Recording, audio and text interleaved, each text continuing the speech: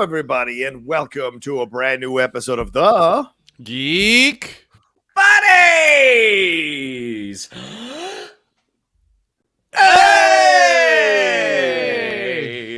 We're back at it on a Friday of the first week in March. We're excited to be jumping into so many things going on in the world of geekery.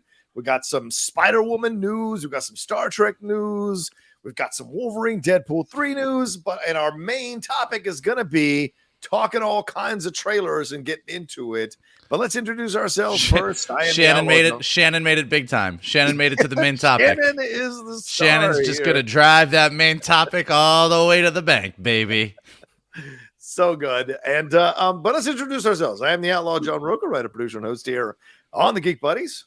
I am Michael Vogel. I'm a writer and producer of animated TV shows and movies. And this is Shannon McClung. I'm a television actor and an animation writer, where you can see some of our current work on Netflix and YouTube right now with Strawberry Shortcake, Barry in the Big City, seasons 1 and 2. That's right. Nice. Good stuff. Good stuff. Yeah. And of course, we are powered and sponsored by Carbon Health. Head on over to carbonhealth.com for all your healthcare questions, concerns, or needs, or download the app to have a doc in your pocket. They've been focusing on mental health issues more and more, so go and take advantage of those programs there. If you're going through some tough times, they are always willing to help you all out. And full disclosure, and I recently spoke with a rep from Carbon Health. Unfortunately, they are ending their sponsorship of the Geek Buddies here at the end of March. So, we still love and appreciate them for sponsoring us for well over a year. What an incredible partnership we had with them. They're fantastic people.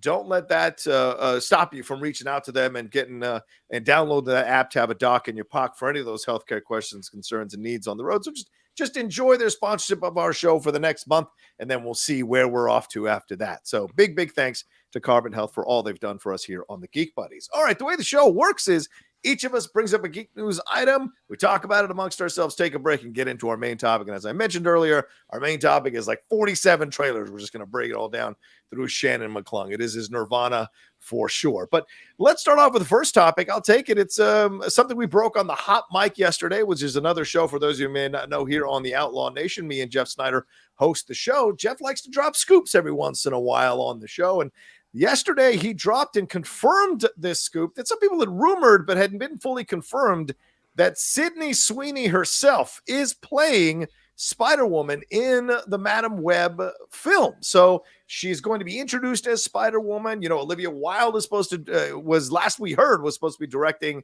that movie. So no word yet on whether she is going to be doing that after the whole Don't Worry, Darling fiasco. But at least Sydney Sweeney, according to Jeff Sneider, is more right than he is wrong with these scoops. She is going to be playing Spider-Woman, and specifically Julia Carpenter is what I've heard. I don't know if other possibilities are out there for her to play. So, gentlemen, what are your thoughts when you hear this news? Do you like the casting? Do you think she's the right choice? And what do you think this is going to happen under Olivia Wilde's direction? What do you guys think? Well, I think Sydney Sweeney is a delightful performer. I really liked her in the first season of White Lotus. In terms of my interest level for this movie, or Sony's so what is it? The Sony Picture Universe and Marvel characters. I think that was their old acronym. My interest in that franchise as a whole is very, very low. So the fact that Sydney Sweeney is going to be playing one of the Spider-Women, whether it is not Jessica Drew, but Julia Carpenter. Oh, I mean, okay. It's the type of thing that if I were to see a trailer for Madam Web and it looks great, I would be like, hey, awesome, fantastic. But just the news itself, I'm kind of like, thus far, their track record, for me, they're kind of batting 0 for 3 right now. I mean, I didn't enjoy either of those Venom movies. I didn't enjoy Morbius. I sure enjoyed the campaign to get it back in theaters, and then watching the results afterwards. Not out of like, yeah, screw you, Morbius. It's just kind of like, oh wow, yeah, you guys really vastly misunderstood the humor behind what people were behind what people were tweeting about. And the same goes with the Craven movie. I mean, I think Aaron Taylor Johnson's fantastic. I don't know why he would want to do it. But again, a trailer could come out, could be fantastic. But as of right now, yes, my interest level in the project is very low. And Sydney Sweeney's not really moving the needle much for me. Okay. What about the Olivia Wilde situation? I mean, I don't think that movie's gonna happen. Really? Wow. Okay. I think it's at not this going to point, happen, or she's not going to direct it. Do you mean it's not going to happen? I don't. I think that movie is probably not going to happen. Okay. I think you're introducing a character that the public by and large doesn't really know, like comic book fans do. But you're going to introduce the character in one movie, unless Olivia Wilde, unless Madam Web's a huge success, and her Olivia Wilde Spider-Woman is essentially a spinoff. Yeah. But for me, I mean, like if you're going to do a Spider-Woman movie, it's going to be Jessica Drew. So that's kind of why I think that movie's probably not going to happen in its current iteration with Olivia Wilde at the helm. Yeah, we will be getting Jessica Drew, Mike, with Issa Rae voicing her in Across the Spider-Verse. So what are your thoughts when you hear this news? Do you think she might be being lined up as the Spider-Man surrogate now, because they still don't have a Spider-Man in this Sony universe here? Do you think she might be filling the slot? And do you think this is going to happen? Do you like the casting?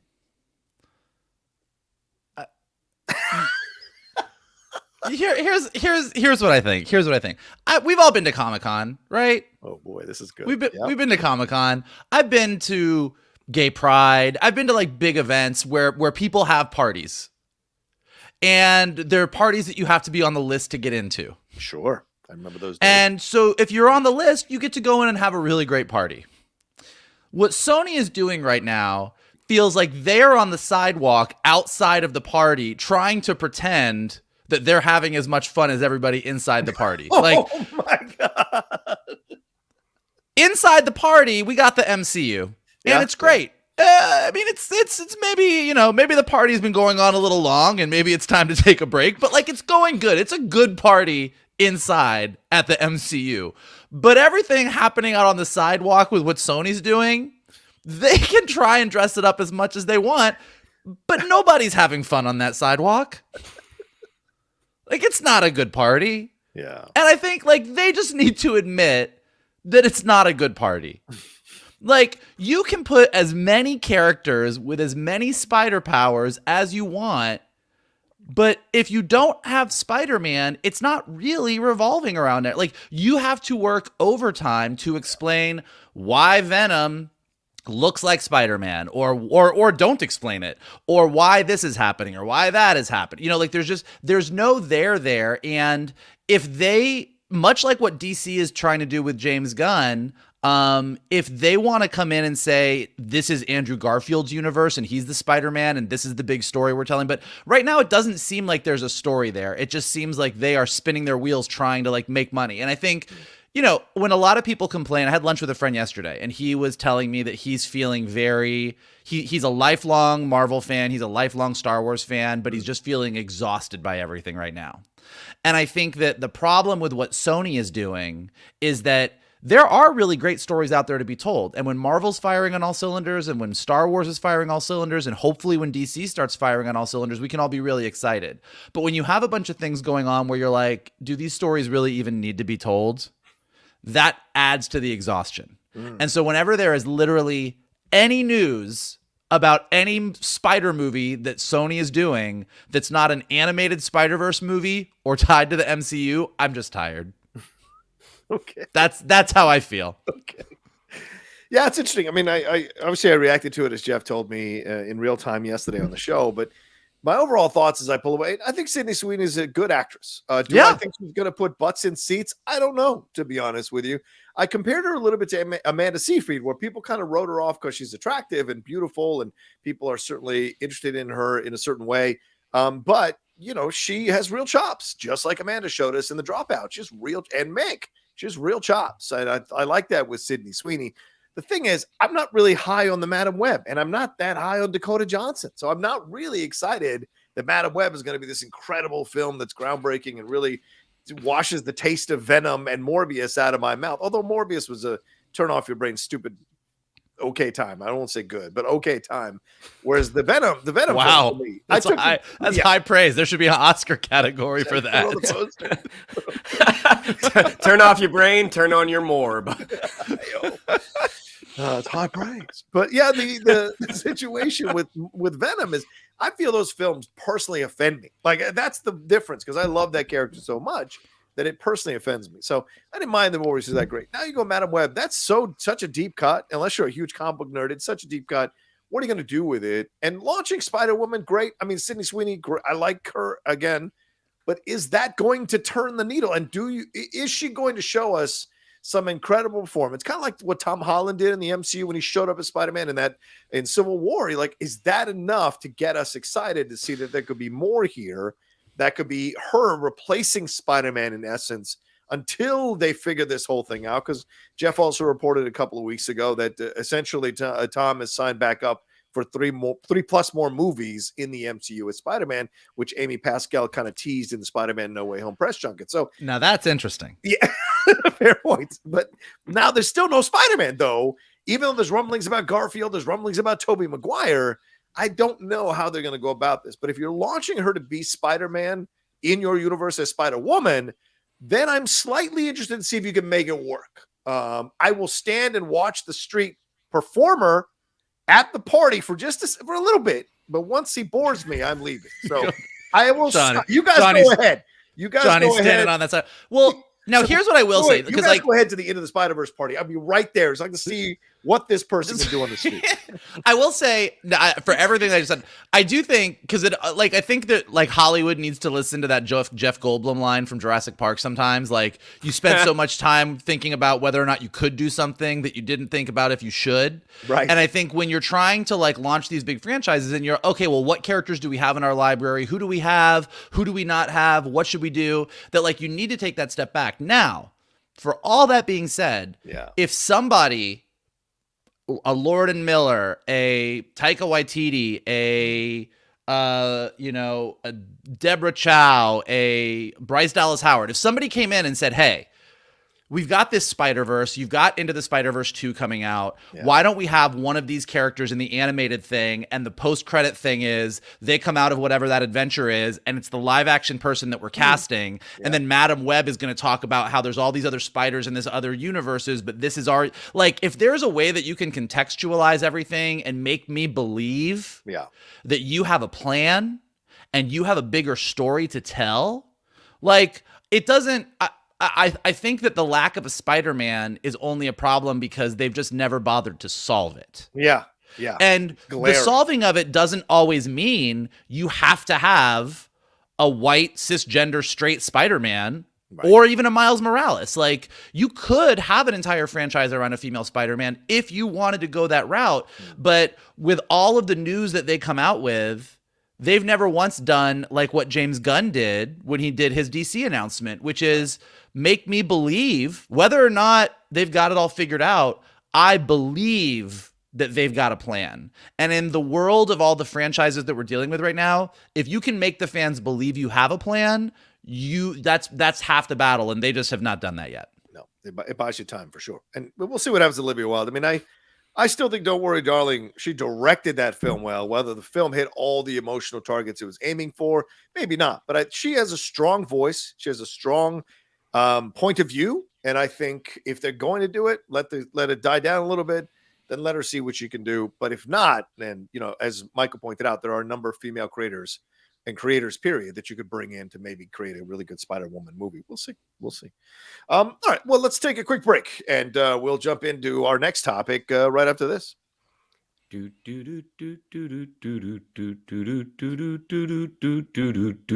That's good. It's the updated It's adding an extra syllable for woman. Woman. Michael, please take it away. All right. Well, okay. It's a good time. It's a good time to be a Star Trek fan. I'm going to start saying that, but I'm going to say it with a little bit of uncertainty because it kind of does feel like it's a good time to be a Star Trek fan. Johnny and I have been doing our Picard Season 3 reviews. It's delightful. It's making me just love all things Trek. And it's kind of giving us a nice, warm, fuzzy feeling for our Next Generation cast. But unfortunately, if you are a fan of all the Paramount Plus shows, we are getting ready to say goodbye to Star Trek Discovery, which announced that their 5th season is going to be their final season. And so Star Trek Discovery, it's not everybody's Star Trek cup of tea, but it does deserve a lot of credit because this was the first show that helped launch all the Star Trek shows on Paramount Plus. I mean, this was the show that drove a lot of people to Paramount Plus. And when there were no Star Trek shows happening on TV, Discovery was the first. So without Discovery, we might not have Strange New Worlds right now. Picard probably would have still happened, but it didn't have its companion piece. Lower Decks, Star Trek Prodigy. So Discovery was the first in this new era of shows. So even if you feel like it's been a little bit uneven, or if you're a hardcore Discovery fan that's sad to see it go, we are going to be saying goodbye to it, while we're still going to be excited about Strange New World Season 2 and all the other upcoming stuff that's happening in the world of Star Trek. So a little bit of sad, bittersweet Star Trek Discovery news.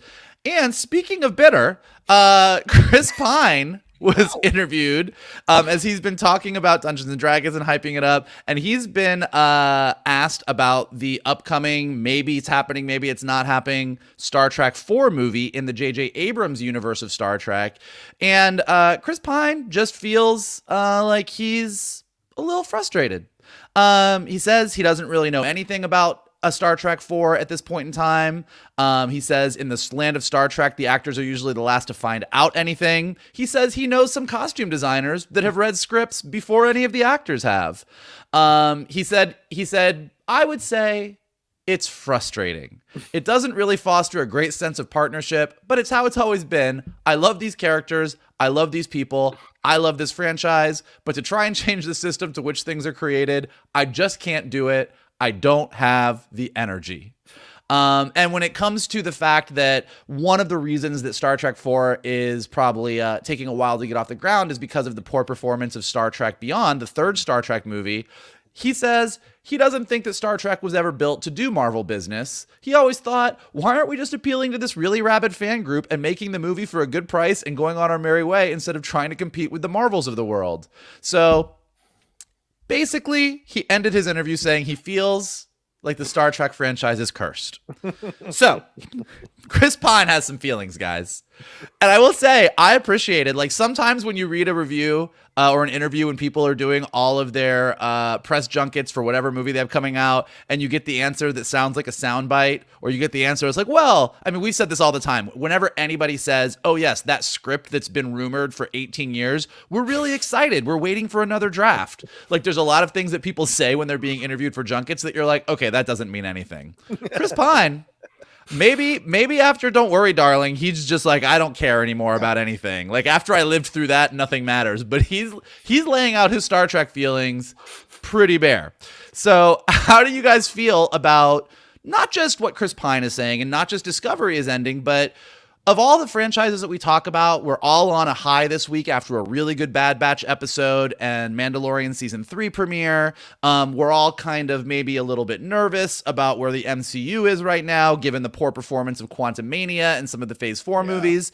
DC, I think we're all hopeful. But if you're a Star Trek fan, how should you feel right now? It's a good question. Oh, go ahead, Shannon. Go ahead, Shannon. No. Go for it. You're the actual Star Trek fan.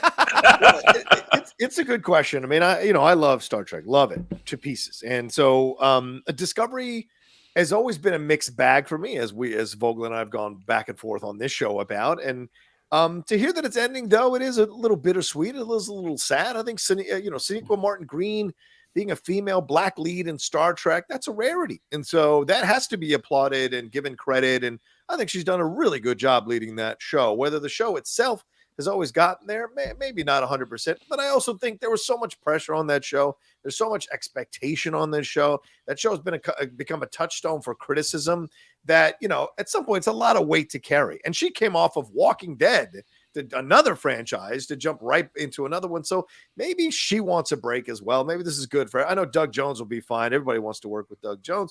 And maybe Sonequa and Anthony Rapp and all that, they'll find their way. But Sonequa, I'm certainly now proving that she can be part of two franchises. Yeah.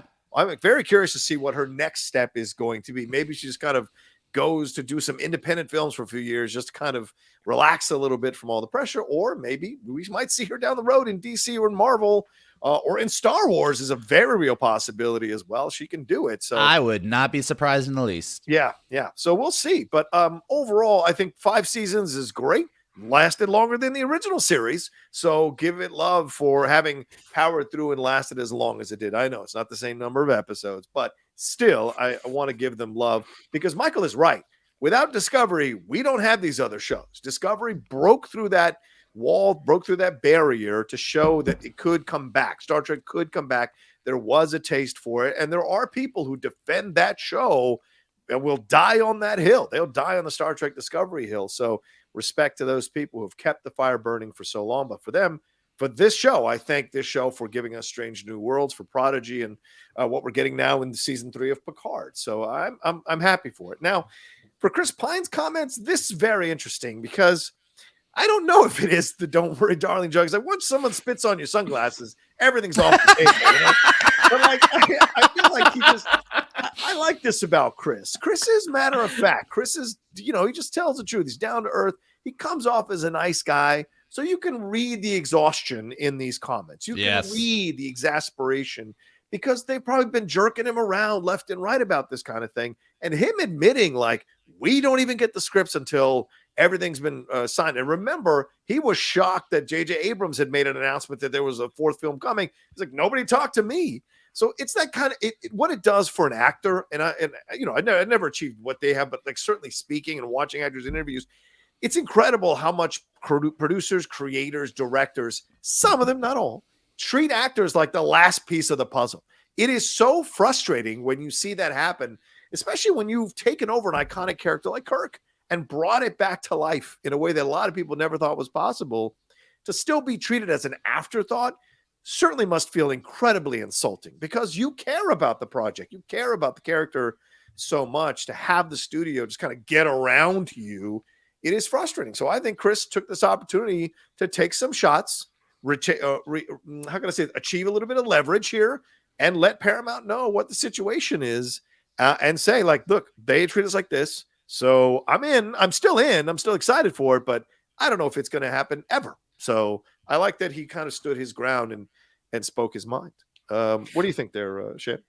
Well, and also when they made that sort of surprise Star Trek 4 announcement and Chris Pine did come out and was just kind of like, news to me. Yeah, they all did. Quinto. That's a Saldana, deliberate statement. Yeah. That's a deliberate statement. Like that, normal, like he's not towing the company line there to be like, oh, I can't wait to get back into it.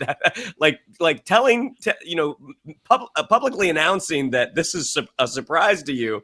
That's a very deliberate move. And, you're tied to this. You've been tied to this character for almost 15 years now. You had one fantastic movie, True. Which is the reason they think they can make that Marvel money, because this is 2009. That's pre the big $1 billion movie. But it did really well, and it got people like me who were not Star Trek fans into the franchise. Granted, that interest ran out real fast when Into Darkness came out. Even though I knew okay, you had Benicio del Toro in an unnamed role, then he dropped. It's like, okay, so he's Khan, and then he dropped out, and you replaced him with Benedict Cumberbatch. It's like, okay, so you got a pasty British white guy playing a role that was portrayed by a Latino actor back in the day, who's actually Indian, I think. Yeah. So it's sort of this big, this big circle, and then watching how Beyond came out, I think they saw an opportunity to be like, you know what, let's just make a fun Star Trek adventure. And it came off feeling a little more like an episode of television. Yeah. And that's not an insult, but I think when you have established something with your first 2 movies, this big epic world, and your next one feels a little small, it's sort of in narratively a little unsatisfying. It's kind of like, okay, well, yeah, I don't know if I want to see any more of this. So the fact that it was able to sort of reignite something, that's a good thing. Because I think, those movies don't happen. Does Star Trek Discovery happen? Who knows? Star Trek is one of those sort of evergreen brands that they're going to keep taking swings. Yeah. Because it does have such a long history. There is such a big fan base for it. But you can see where he is sort of a little creatively out of wind right now. Yeah. And, is a 4th entry into this series a good idea? I don't know. He did bring up in that interview the passing of Anton Yelchin. Yeah. And it's like, maybe this is a little cursed. Maybe we just need to, let the sun set on this and give another swing. Now, to the television side, it's interesting because everything on Paramount Plus that is Star Trek related, I've seen at least an episode of with the exception of Discovery. And when I tried to watch the first episode of Strange New Worlds, I was like, okay, there's clearly some stuff that I'm missing here that's connected to Discovery. I mean, I'll throw it over to you guys. I mean, does the show feel 5 seasons in? Does it feel sort of creatively out of steam? Do you think it's a smart choice to end it? What's about to go into season 5, so 4 seasons in. But yeah, Mikey, I think you can chime in on this better. Yeah, look, I love it. I mean, I'm a big Discovery fan. I love the characters. I love what they've done. You know, it was a little bit maligned. Its first couple seasons kind of I wouldn't say suffered because I actually liked the first couple seasons. Like, I know, like, Johnny doesn't like season 1. As soon as they went to the Mirror Universe, I was like, I am so fucking in on this show. Michelle Yeoh was great. Like, there's a lot of real highlights, but they kind of just ran into this problem right off the bat that the show came out and where it was placed in the Star Trek timeline, that ship had no business existing. So season 2 into season 3 was a lot of retconning to get it out of the Star Trek timeline and hurl it way off into the future so that we didn't have these problems anymore. Now, once they did that, they still told some really compelling stories, created some really interesting characters. The entire concept that the Federation had fallen apart and that Burnham and the Discovery crew were kind of helping to rebuild the Federation, there was a lot of juice there. But even with last season, it just feels like the gears aren't quite turning. Like, they come up with a giant threat, they go through the season, and it's good. Like, nothing is bad, but it doesn't get you just, like, fucking pumped. Yeah. And I would say that, like, I kind of was getting to the point, particularly because I was enjoying Strange New Worlds so much, that I was like, maybe Star Trek is better as just these really just episode of the week, explore a sci-fi idea, some loose arcs with the characters. But then Picard season 3 is coming out and I'm like, nope, you're firing on all cylinders, giving me a big epic story. So I think that maybe Discovery is great and I'm glad that it's getting its 5-season run, but I'm ready for it to kind of do its thing and see what's next. As far as what Pine is talking about, like, this is where I would be upset if I was Chris Pine, and I think this is kind of the subtext of what he's saying, and it's exactly what we're talking about, which is Star Trek's kind of killing it on TV. Yeah. You know, I mean, we're sitting here going, oh, Discovery's ending after 5 seasons, but Picard season 3 is really good. Can't wait for Strange New Worlds season 2. Lower Decks is a lot of fun. I'm telling everybody you should check out Star Trek Prodigy because it's great. And it just seems like there's a lot of juice. There's a lot of energy in those warp core guys. Like, it's still going strong. And with all that juice going on, the movie franchise, which should be the crown jewel of all of it, isn't really doing it. Yeah. And I think, you know, what's frustrating is I think J.J. Abrams is a great director. Like, I think J.J. Abrams is great. And every time I take a really good photo with a nice lens flare, I think of J.J. Abrams fondly. But I don't know that he's the guy that, like, builds out a universe. And Alex Kurtzman over on the TV side, right, is like, they're spinning stories out of stories out of stories. And they're doing a really nice job of doing different kinds of stories. Yeah. And with that, with the Star Trek franchise, beyond the fact that the first movie made a lot of money, the promise of here is a kind of fresh universe where we have a young cast and we can retell all the greatest Star Trek stories in new and different ways. Yeah. I think there's so much promise there that is just untapped. So I think for Paramount and for Chris Pine, for Chris Pine, it's really frustrating because this is clearly not a franchise that is running out of steam, but it's a franchise that nobody seems to know what to do with in the features. Mm-hmm. It's yet another franchise that has TV killing it or getting a lot of attention, but, you know, has not done movies or has not left people with a desire for more movies. Star Wars is having that issue after Rise of Skywalker. Marvel now, you might argue, maybe entering into this area here with people's reaction to Quantumania, even though the three of us mostly liked it. I think the reaction, looking at that box office, is maybe putting Marvel in that boat as well. So we'll see. We'll see. The amount of people, I mean, just a quick sidetrack, the amount of people that I see, you know, IRL, who are like, seriously, you like Quantumania? It's like, I had fun. Yeah. I know. Again, on the heels of a few, you know, kind of entries, I had fun. And like, I actually went and saw it again the other day because I had time to kill. And I was like, Oh my again, God, you and your time to kill movie watching. I swear to God. I live in Canada, Mike. Sometimes I don't want to sit in that traffic to cross the northern border to get back down to the States. Having done that traffic before, and I hear what he's saying 100%.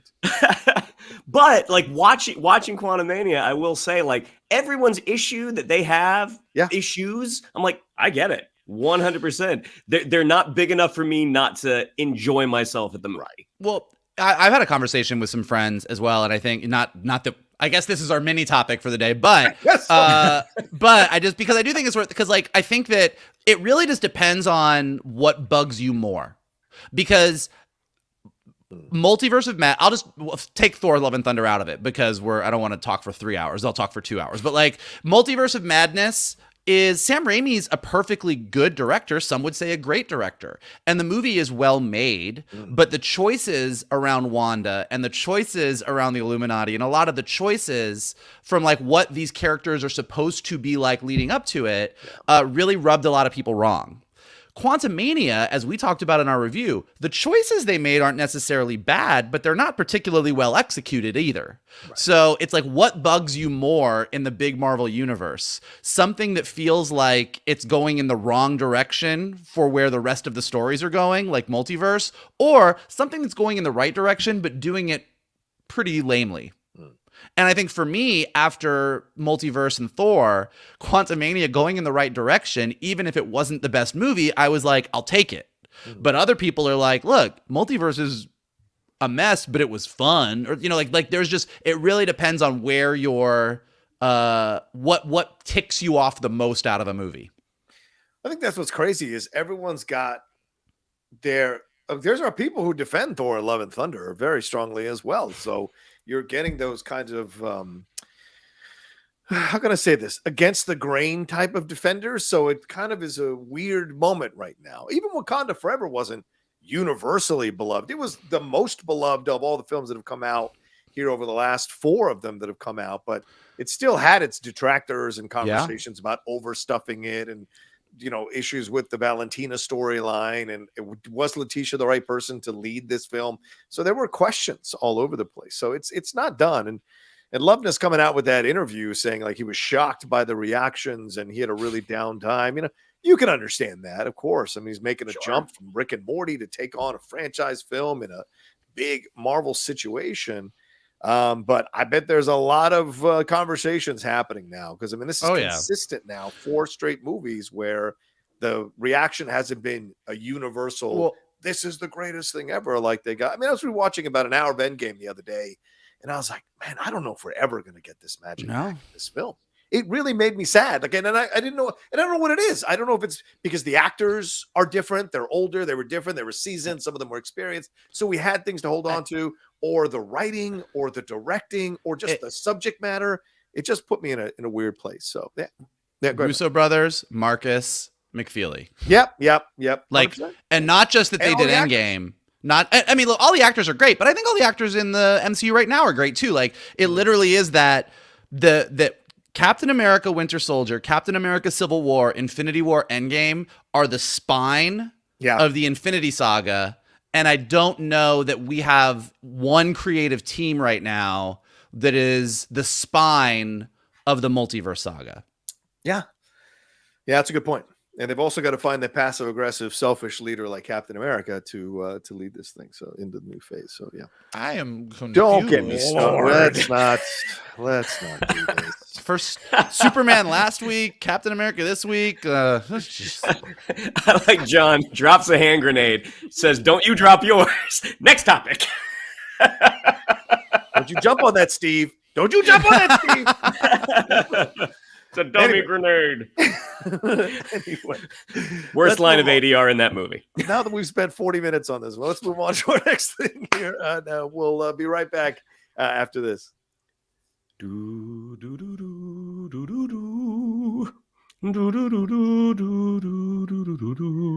theme. It's a good theme. Shannon McClung, what's going on in the world of Wolverine? Well, Hugh Jackman, as he was out promoting The Sun, he talked. Still, I saw that movie the Oscar 7 months ago. Anyway, the sorry, Oscar nominations have come and gone, but he's still banging the drum for it. Yeah. He had an interview with a French outlet called La Parisienne, where Deadpool 3 got brought up. And they had asked him if he was going to be in Deadpool 3, and he said, and not only did he confirm his return, he said, yes, it will even be a double role.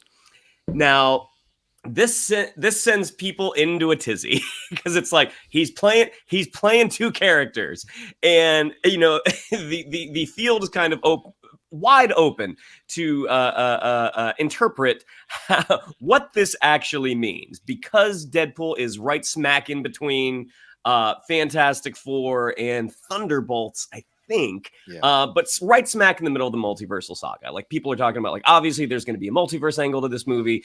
That's how you're going to incorporate Deadpool into the main MCU. Does this mean he's going to play two versions of Wolverine? Is he going to play a separate character? My guess, he's probably going to play Hugh Jackman. That's my guess right now. But gentlemen, I'll throw it over to you. Hugh Jackman, Deadpool 3, playing a double role, whatever that means. Thoughts, feelings, opinions, go for it. Snicked.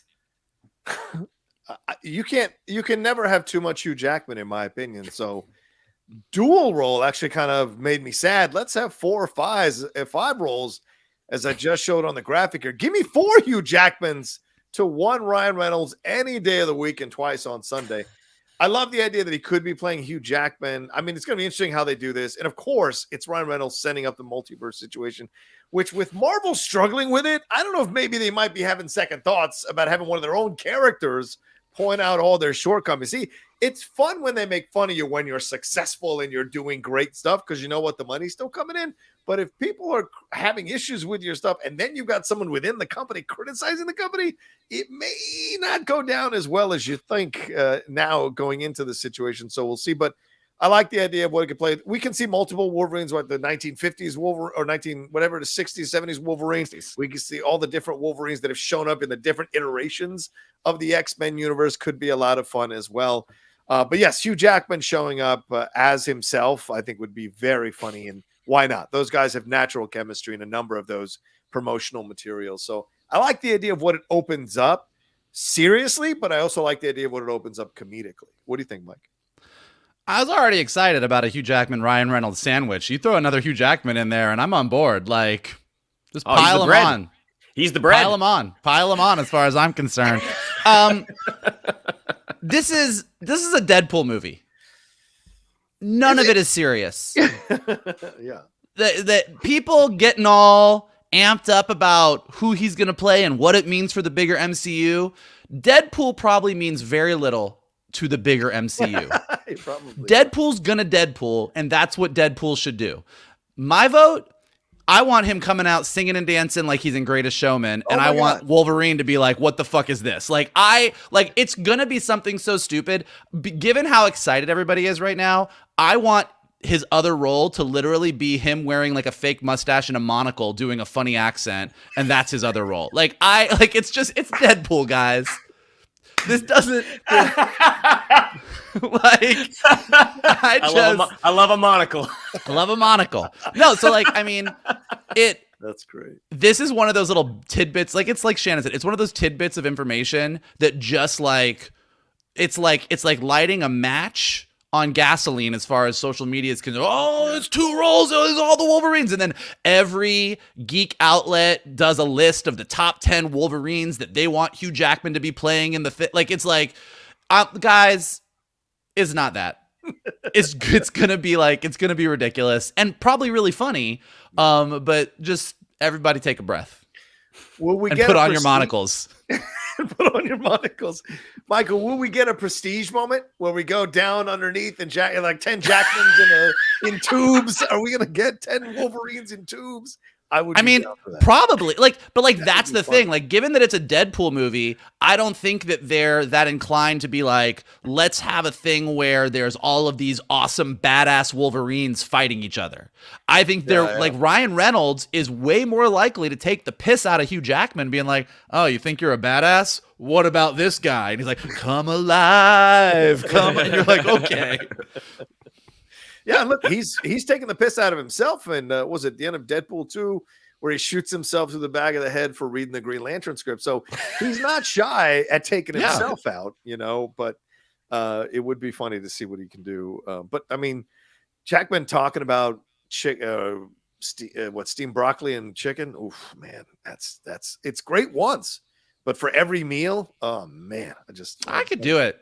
You give me, if someone's making me food and they just give me like chicken breast and veggies for like 3 meals a day, I'm in. No alcohol. No alcohol. No alcohol. I didn't say that. I didn't say that.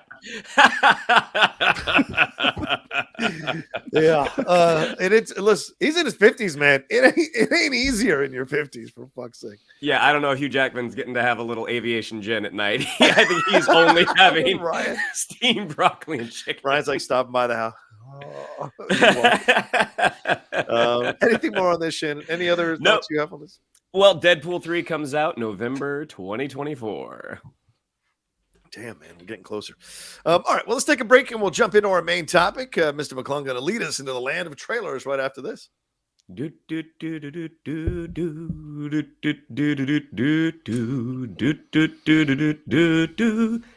get yourself a snack. Because it's trailers.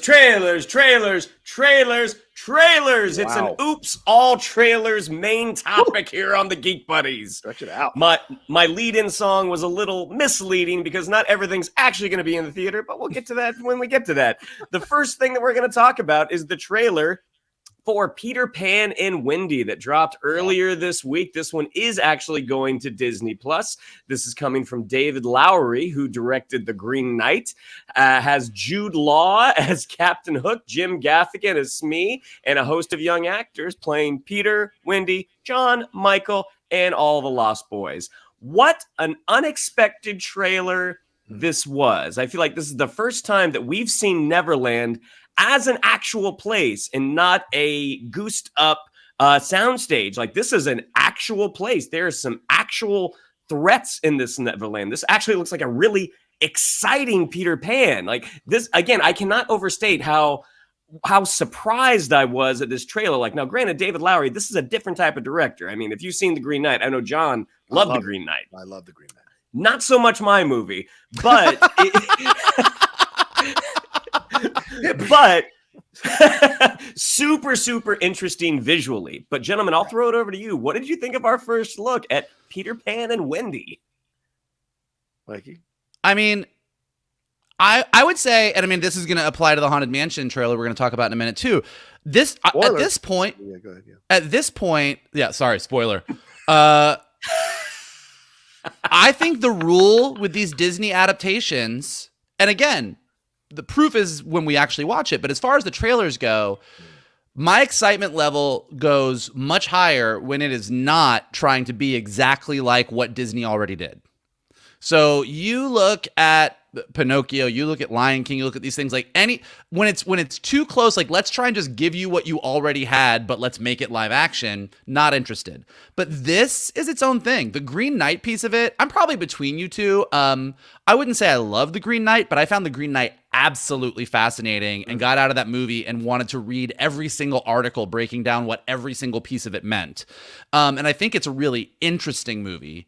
And so having that kind of vision brought to a Peter Pan and Wendy story is really interesting. This trailer intrigued me. Now, is it going to deliver? Like, somebody on Twitter was saying, like, for all the adaptations we've had of J.M. Barrie's classic, none of them have ever quite captured every piece of it. Some do this better, some do that better.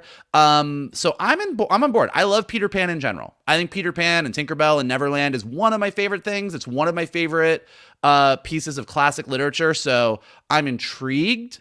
I'm glad that it doesn't feel exactly like the Disney animated movie, even though I love the Disney animated movie. And I want to see more. But I'm kind of with Shannon that it was a surprising take. It's not what I was expecting, and that's what made me excited. Yeah, I have to agree with you guys. Like, I am not the audience for a Peter Pan and Wendy movie, but because I'm always like, how many more of these are we gonna fucking get? Like, we got them. I had Christopher Walken as Hook. I've had so many different versions of this Peter Pan. Oh, I'm just we saying. did. Where you going? No. We did have Christopher Walken as, this is my hook. Where is my crocodile? Yeah. It's me. But Jude Law was unrecognizable in the trailer, Yeah. which I thought was great. I really enjoyed the action in this. I like the look, the vibe, the feeling. That faraway shot of Peter Pan in slow motion. I mean, they understand what the public is enjoying visually right now in their action movies, and you can tell Lowry's like, okay, let's play around. Green Knight was a much more smaller story. There were some action moments, but it was much more about a character story of him figuring this all out and where it all leads to and what it all means. This is a much more broader approach, but it's interesting. It's exciting. It's through Wendy's point of view. So that's a new thing. It's a diverse cast, which was nice to see as well. But the whole approach to it feels reborn. And I like that. And we're seeing all the characters that we know from the Peter Pan story, but they seem to be occupying different roles or different energies in the Peter Pan story because he's telling a different version of it, but still staying true to the overall foundation of it. So I like that. And visually it got me. So I'm on board, actually. I had no interest in this, even though I like David Lowery as a director. But when I saw the trailer, like, all right, fuck it. I'll go see this thing. Let's see if I have some fun with it. So you don't even have to go see it. You can just sit on your couch. All right. Yes. Well, I'll probably get a screening of it. But yes. Because it is going to be streaming exclusively on Disney Plus starting April 28th. Which, keeping in the realm of Disney, we got our first teaser trailer for The Haunted Mansion yesterday. Now, this is the second at bat for this property. We had the Eddie Murphy version. Folks were not necessarily high on that one. That did come in the wake of the success of Pirates of the Caribbean. But this version is directed by Justin Simien, who directed some of the episodes in Dear White People on Netflix. Also from writer Katie Dippold, who is from Parks and Rec and The Heat. So you have a very kind of stacked comedic creative team. And then the cast is pretty dynamite. You've got Rosario Dawson. You've got Danny DeVito, Owen Wilson, Jared Leto as the Hatbox Ghost, and Lakeith Stanfield, who, when you think of the movies that Lakeith Stanfield has been in, he's never really done a movie like this, I don't think. This teaser was just kind of a blast. I mean, I love a haunted house movie, and I loved how much they injected the ride into it. Yeah. I mean, if you've never been on the Haunted Mansion, I mean, this trailer, there are scenes taken right out of it. And as a kid who, grew up at Disney, I mean, I just had a gigantic smile on my face the whole time. But gentlemen, I'll throw it over to you. What did you think of our first look at the new version of Haunted Mansion? Johnny? Yeah. I wanted to. It's ironic because I didn't look forward to Peter Pan and Wendy, and I enjoyed that. I was looking forward to this with Lakeith Stanfield, with Rosario Dawson, Owen Wilson, Tiffany Haddish. I was ready. Give me something really funny. And then it came off, and I'm like, okay, let's see. What's the Lakeith storyline? What is he working out? Is he a failed musician, whatever you call those, mentalist or whatever, failed occult person? I don't know. But okay, so I have the journey there. What am I going on? What am I? But then the Owen Wilson tag at the end, there'll be even more deader. I just was like, no, if this is the jokes, leave me the fuck out of this one. So I don't know. I'm kind of on the fence about it. That's my 100% truth. I wanted to like it, but in the end, I didn't really get caught up in it. So, Mikey, I'm on Team McClung on this one. Oh. I was, well, and it was just so unexpected. Like, I knew that they were making a Haunted Mansion movie, and I knew very little about it. And I actually, although I think I had read like who had been cast in it, I had forgotten who had even been cast in the movie. So this trailer to me was like, I was like, oh yeah, and I was like, oh, what, oh. And like Shannon, grew up in Orlando, live in LA. I've ridden both Haunted Mansions in both parks several times. It's always been one of my favorite rides, and I just think it really kind of captured a spirit that the Eddie Murphy movie certainly did not. Yeah, look, it's kind of like in Peter and Wendy. Like we all talk about these trailers. We get super excited.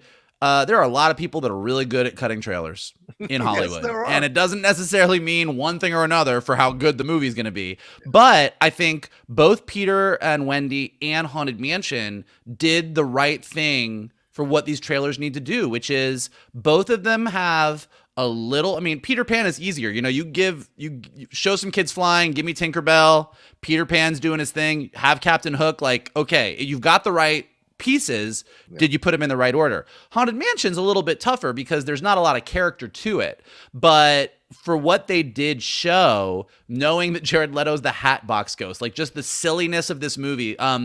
If you are a super Disney nerd, one of the things that's interesting about the Haunted Mansion is that when they were designing it, they couldn't agree if it was supposed to be scary or funny.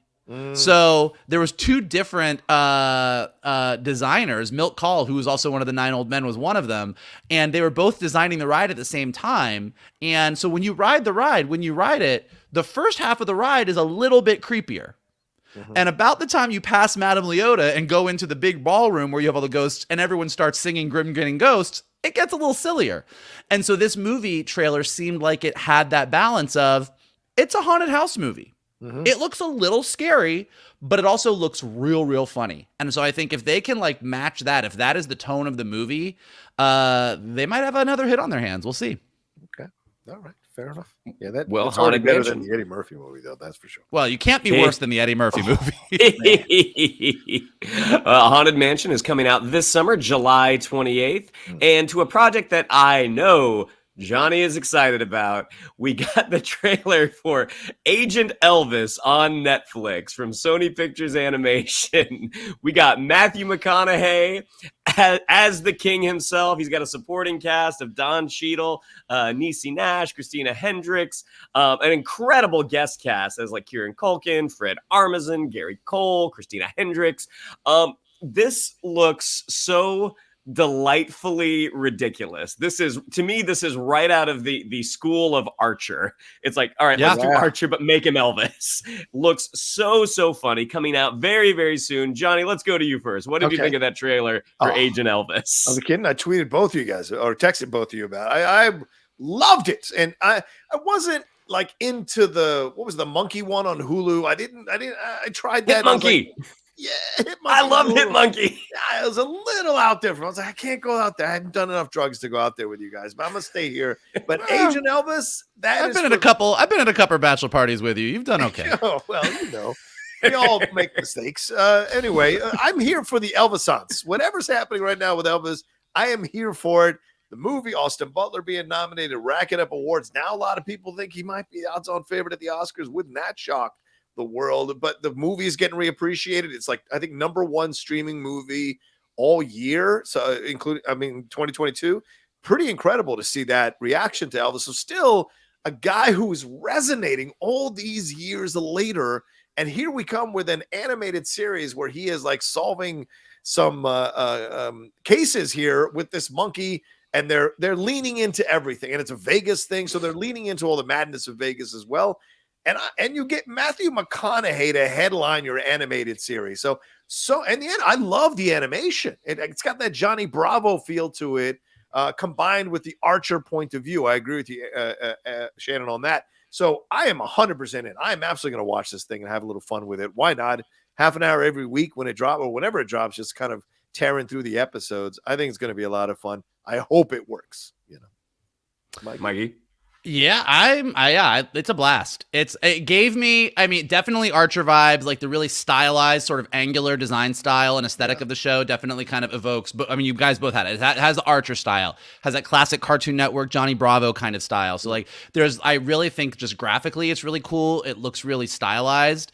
I definitely also was getting, and I mean this is the biggest compliment, and Johnny, I think we saw it together, give me Bubba Hotep vibes. Yes!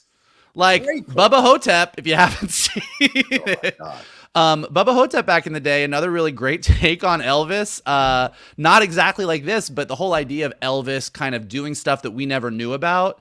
I think the thing that I appreciated the most about this trailer, and maybe it's because Austin Butler just can't seem to kick that accent, is that Matthew McConaughey came in and is not doing an Elvis impersonation. No. He's just McConaugheying his way through this, but it somehow works.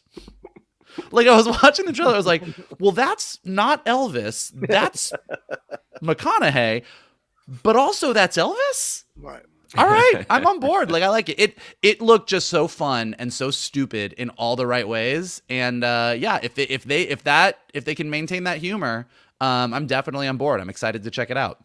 Yeah, and for And those of you who haven't seen Bubba Hotep, it is in 4K now. You can see a very small independent film up-res to 4K. So, That movie is so dumb, and I love it so much. Yes.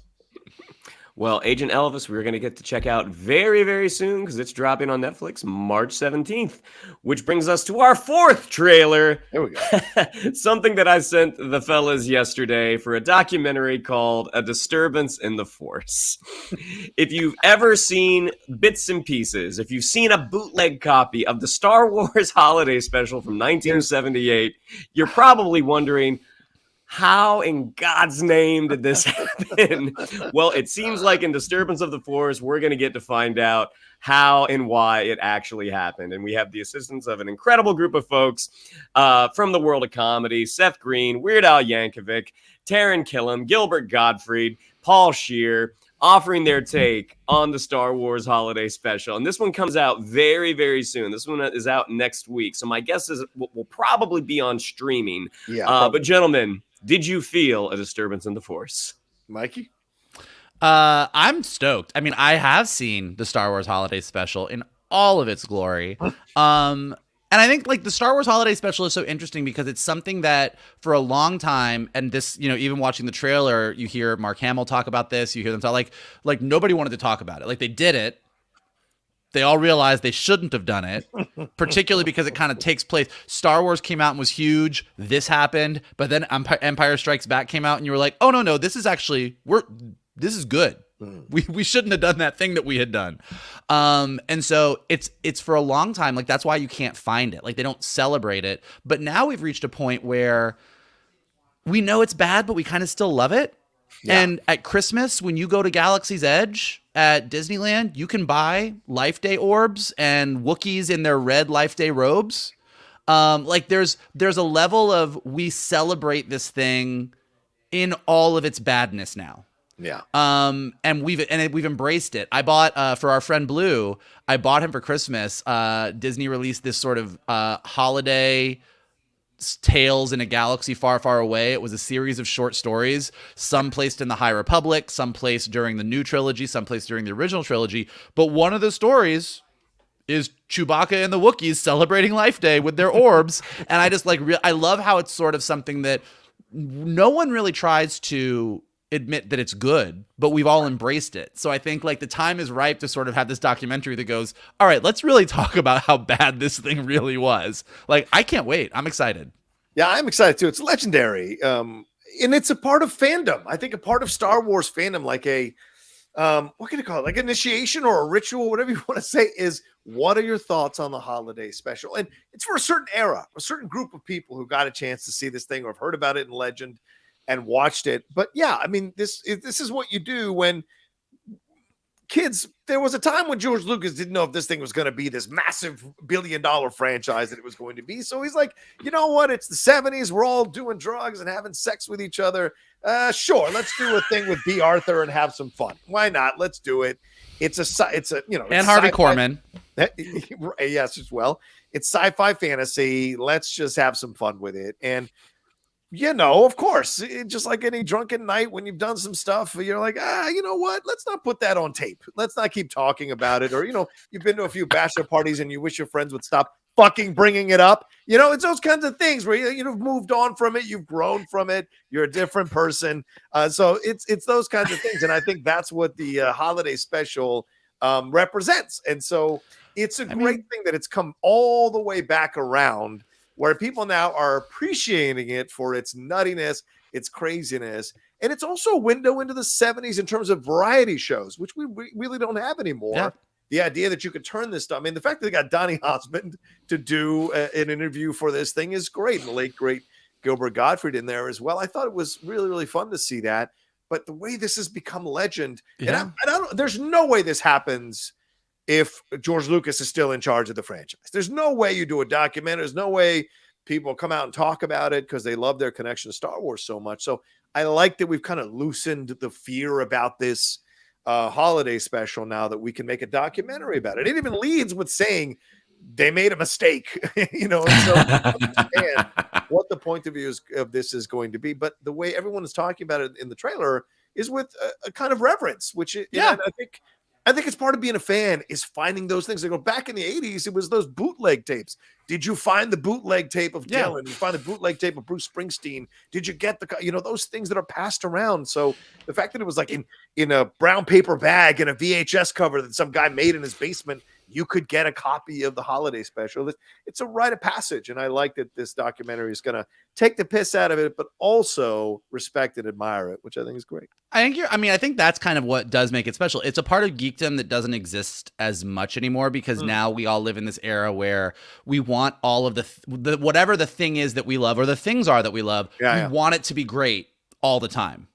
But growing up as a geek, we didn't have the multi-billion-dollar franchises. So sometimes you had to like something and it wasn't great. Yeah.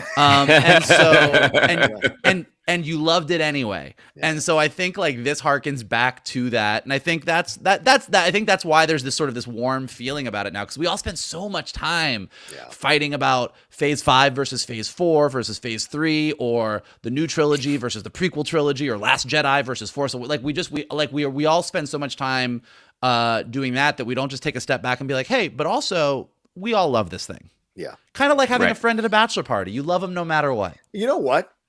Anyway, way back in the day when Roger Corman made Fantastic Four, like that was the thing you looked for. So anyways, A Disturbance in the Force, it's actually premiering at South by Southwest next weekend. Oh, nice. So hopefully we'll have an official release date. My guess is it'll probably go straight to streaming after that. And that brings us to our last trailer, a trailer about friendship, a trailer about people that might poke fun, but they truly love each other. And it's the last trailer for Ted Lasso season 3. Yeah. So is this going to be the last season? Is it not? Originally, what they said season 3 was going to be the last one. Now it sounds like they might be walking it back. But this trailer just kind of had, if you're a fan of the show, this trailer just kind of had everything you wanted to see.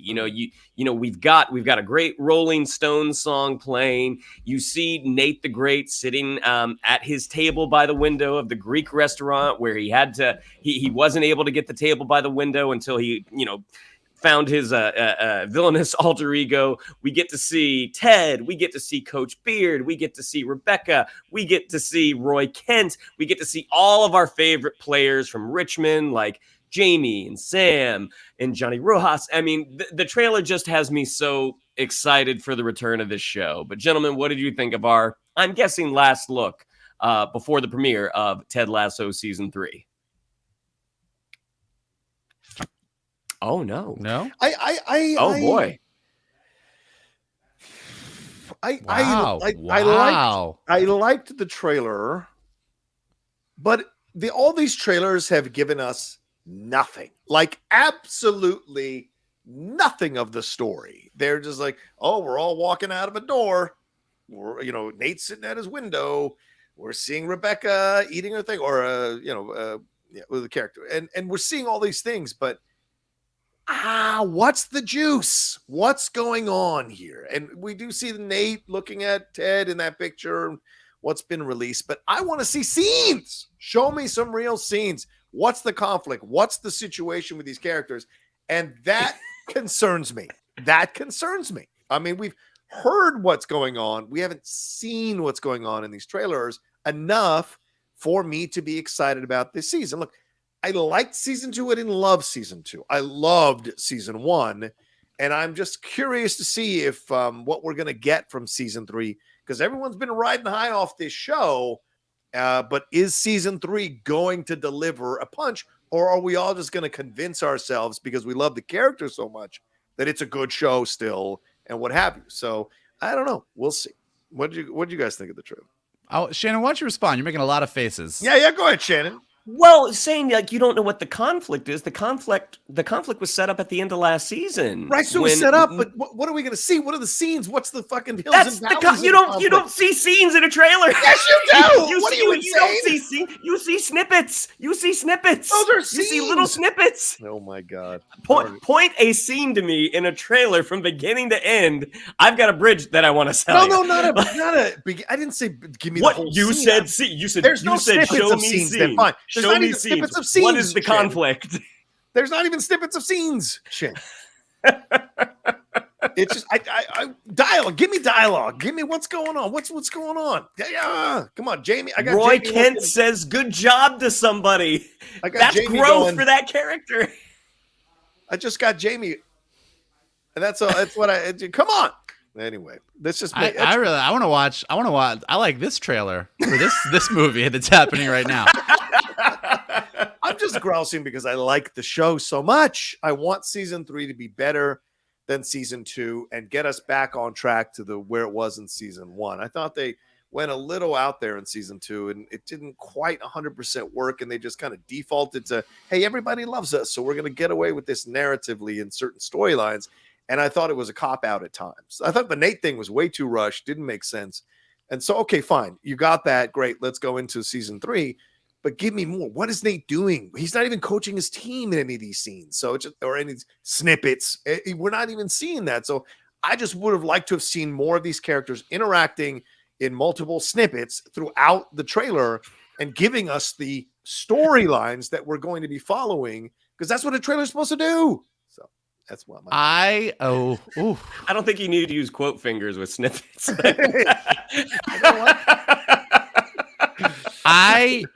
I'm between you both because I disagree with John that I actually love season 2. I think season 2 is great, and I think what I liked about this trailer was watching all the characters and realizing that they did such a nice job in season 2 of expanding it to be a show that's about a lot more than just Ted.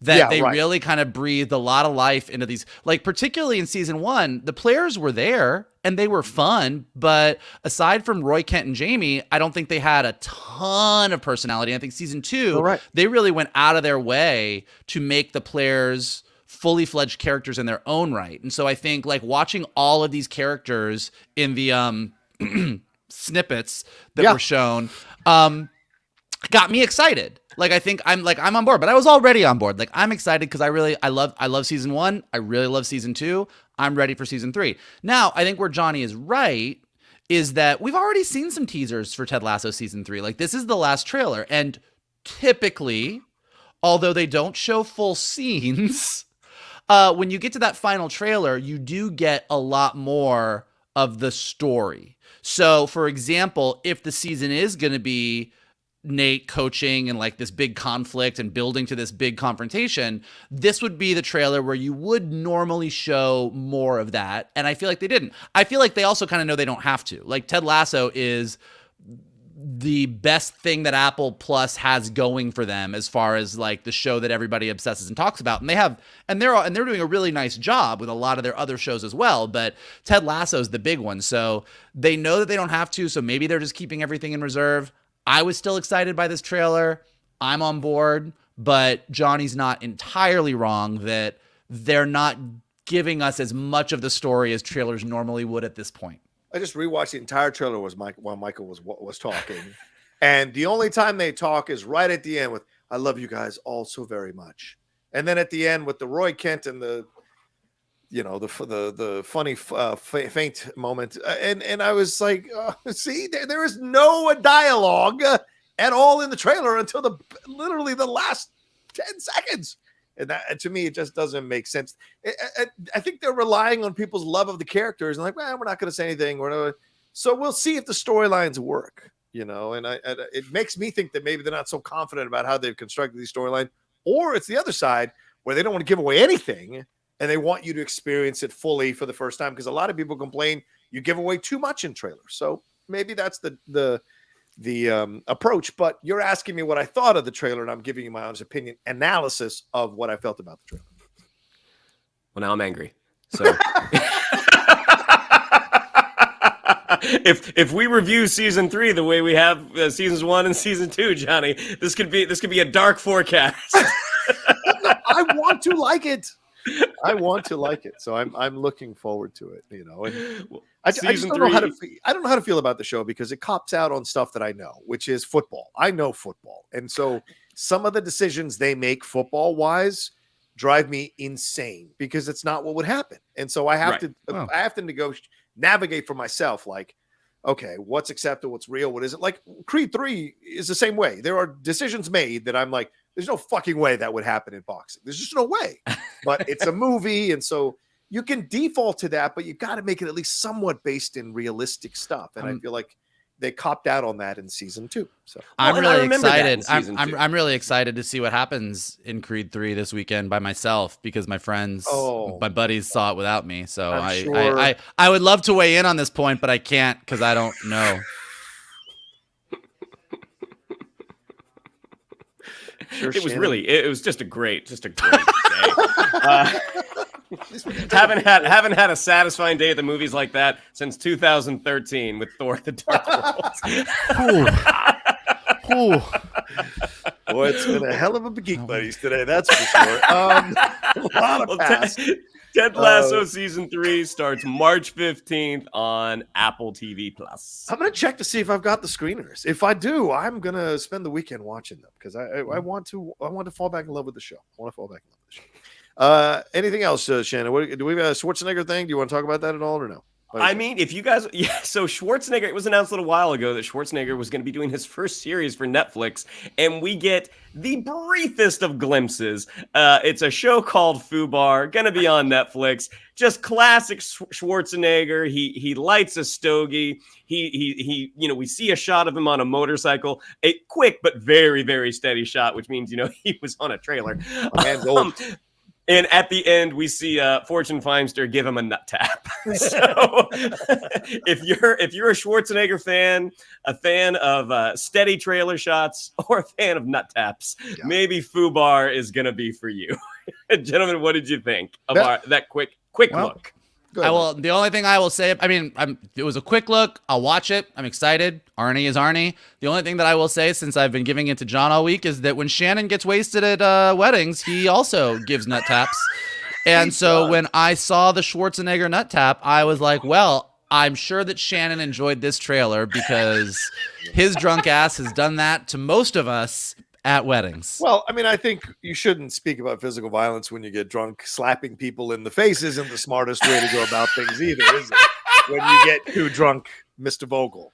First of all, there was no drinking involved. Second of all, you deserved that. Wasn't me I'm talking about.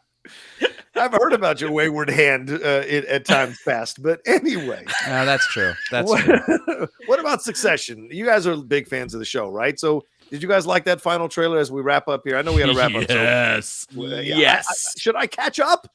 Yes. We've been saying this for years. The love you have of the Bard and Shakespearean storytelling, you will love this show, John. Right. Are any of them likable? Not really.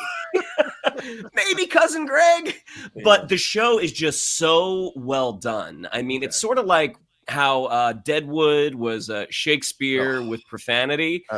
This lives in that same world, and the characters are just so entertaining and so captivating, and the performances are just incredible.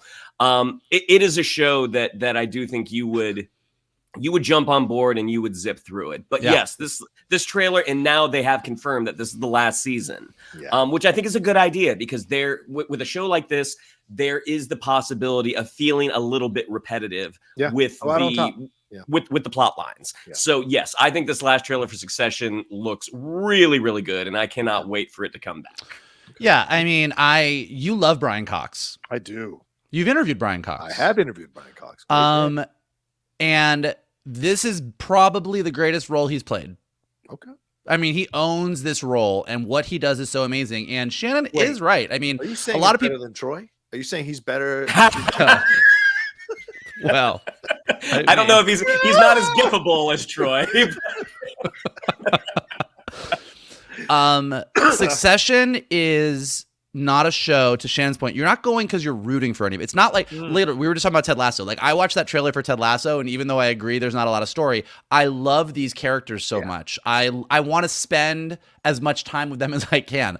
I don't want to spend any time with the characters on Succession, but watching the machinations that go on in this family and the way that everyone is so desperate, and like just the way that Brian Cox is manipulating everything, like for the entirety of what they've done, it's been so fascinating. And I agree with Shannon. Like, I love a show that goes out because they know where their ending is. Yeah. Like, I'd much rather have a complete story than a story that goes on forever and meanders. And so I'm thrilled that we are getting sort of this is the end of this tale, because it is just this already epic tale about this family. And just given everything that you like, you're going to love this show. That's a good point. Okay. All right, fine. And when's this coming to Shannon? I believe it is March. Yeah, March 26th is the season 4 premiere, and it'll probably be 9 or 10 episodes, the way it has been in the past. All right, 3 weeks to catch up. All right, I think. You'll burn through it. Yeah, you'll burn through it. True. That's the problem with being a YouTube content creator, doing the channel. Like, if I'm going to spend time watching something, I was like, well, I have to review it. And it's like, well, no, you can't review because it's already time's passed. So, do I spend the time? It's always the struggle with the time that I do have, so, but we'll see. I'm sure. So if we tell you that you have to catch up on all 3 seasons so that the week before Succession season 4 comes out, we do what do you need to know about Succession before you start this episode of the Geek Buddies, then you'll watch all of it. Now I'm in. Now I know there's a goal. There's an end point. I like this idea. Okay. That's why they pay me the big bucks.